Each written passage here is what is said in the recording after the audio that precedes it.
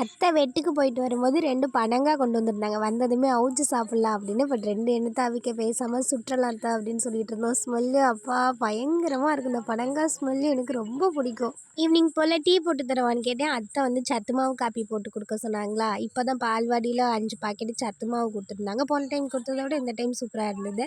எல்லாருக்குமே அப்படியே சத்து மாவு காப்பி போட்டு குடிச்சிட்டு நிறைய நேரம் அத்தை வெளியிலே உட்காந்தாங்க. எனக்கு ஆச்சரியமாக இருந்தது. என்னடா இன்னும் நாடகம் பார்க்க போலையே அப்படின்னு.